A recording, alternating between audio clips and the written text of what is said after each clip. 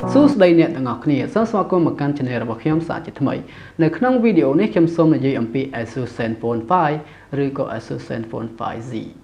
ต่อ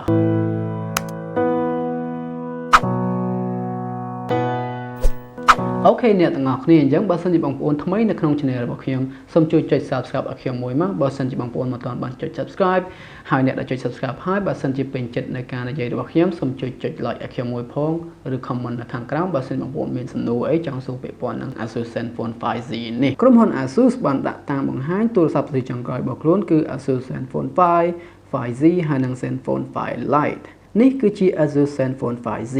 การรจนาโหมดរបស់ Asus Zenfone 5Z នេះគឺពិតជាស្អាតមែនទែនដែលមានអេក្រង់ធំរហូតដល់ទៅ 6.2 អ៊ីញឯណោះហើយវត្ថុធាតុនៃការកសាងទូរស័ព្ទទាំងឡានគឺប្រកបទៅដោយនឹង canon graphite ជាមួយនឹងសារធាតុអ៊ូឡូមីញ៉ូមយ៉ាងទំនើបផងដែររូបរាងនៃទូរស័ព្ទ Asus Zenfone 5Z មួយនេះគឺមានរាងស្រដៀងគ្នាបេះបិទទៅនឹង iPhone 10 មែនទែនដែលវានាំមកនៅក្បាលឆក់ដូចទៅនឹង iPhone 10 ដែរតែដោយក្បាលឆក់វាហ្នឹងមានរាងតូចជាង iPhone 10 បន្តិចមើលទៅគឺចង់លោជាង iPhone 10 ទៀតដោយខ្ញុំនិយាយអញ្ចឹងអេក្រង់របស់ Asus Zenfone 5Z មានទំហំ 6.2 អ៊ីញដែលវានាំមកនៅជាមួយនឹងបច្ចេកវិទ្យាអេក្រង់ IPS LCD ធម្មតាជាមួយនឹងកម្រិតអេក្រង់ Full HD+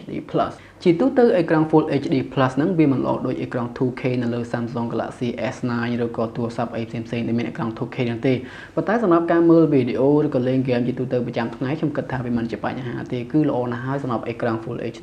នេះ processor របស់ Asus Zenfone 5 ឬក៏កម្លាំងម៉ាស៊ីនវានឹងវាបានបំពាក់មកនៅជាមួយនឹង processor របស់ Qualcomm គឺ Qualcomm Snapdragon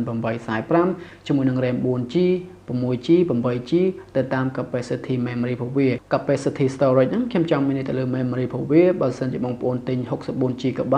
វាមកជាមួយនឹង RAM 4G បើសិនជាបងប្អូនទិញ 128GB វាមកជាមួយនឹង RAM 6G ហើយមួយទៀតបើសិនជាបងប្អូនទិញជាមួយនឹង memory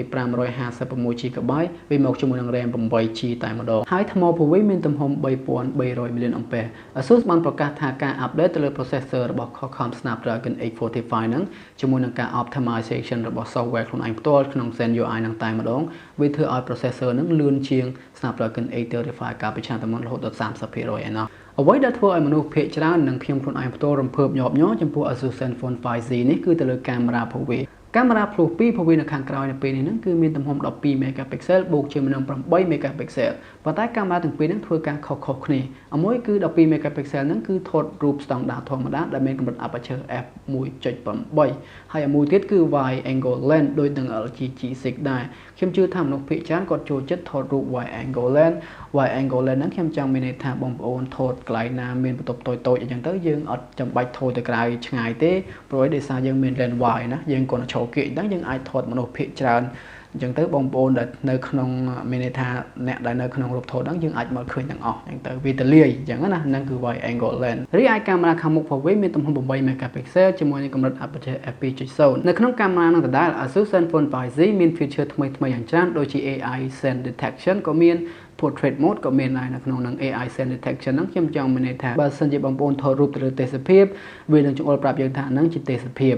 ជាភាសាអង់គ្លេសថា landscape នៅលើអេក្រង់ទូរស័ព្ទរបស់យើងហើយបើសិនជាថតរូបជាមួយនឹងរូបសត្វឬក៏ឆ្មាឬក៏ឆ្កែឬក៏សត្វស្អីផ្សេងទៅវានឹងចូលប្រាប់ថាហ្នឹងជា cat dog pig អីឡើងទៅហើយ Asus បានធ្វើការកែតម្រូវទៅលើ speaker របស់ Asus Zenfone 5Z ដោយដាក់មកនៅ stereo speaker បាទដោយយើងស្ដាប់ចម្រៀងទៅបានពិរោះល្អសរុបសេចក្តីមកខ្ញុំឃើញថា Asus Zenfone 5Z នេះគឺពិតជាល្អមែនទែនវាផ្ដល់មកនៅ feature ថ្មីដែលមនុស្សគ្រប់រូបក៏តែងតែចង់បានដូចជាដាក់ memory card បានណាមានគេហៅថា SIM